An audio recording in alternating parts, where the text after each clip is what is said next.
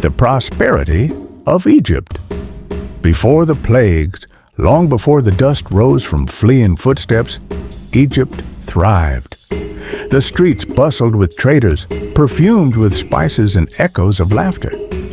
Children played beneath the shade of palm trees, and the pyramids stood like guardians of glory.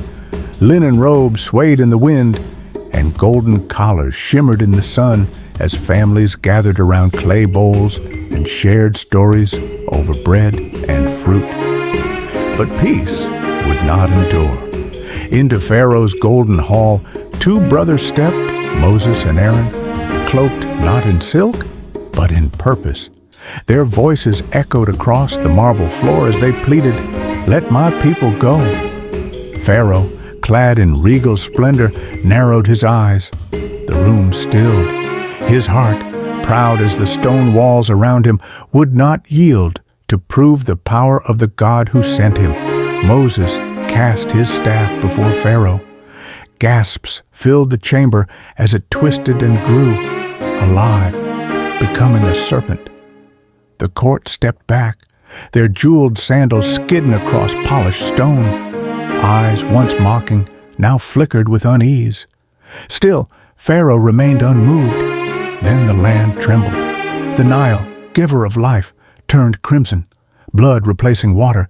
Egyptians ran with jugs and jars, their white linen stained red.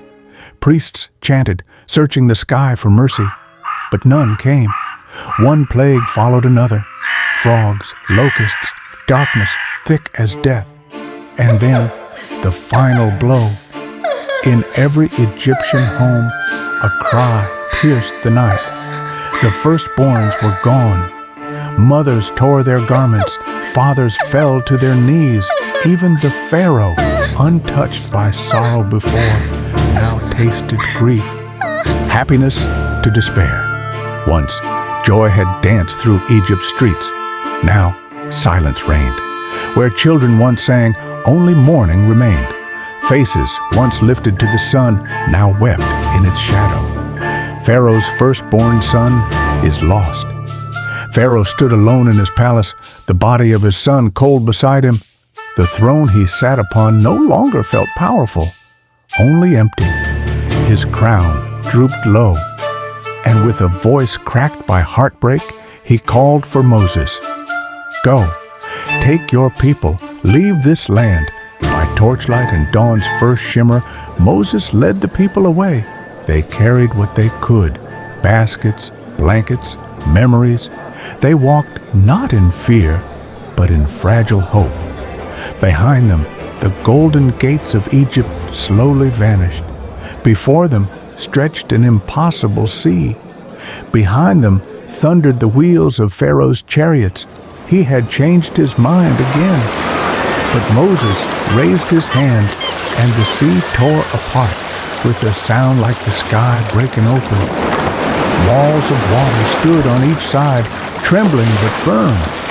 The people walked through, awestruck, breathless. Pharaoh's army followed, chariots crashing, horses screaming. But as the last of the Israelites stepped onto dry land, the sea returned with a roar.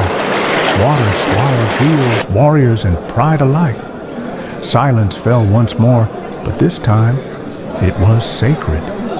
Then from that silence rose a sound, not of fear, but of praise. The people raised their voices, hands lifted high, tambourines rang out. Children danced, mothers wept, not in sorrow, but in joy. They sang to the heavens, to the God who delivered them through fire and water. Jehovah is your name, mighty in battle, faithful forever. And under the wide sky, with the Red Sea behind them and freedom ahead, the children of Israel sang,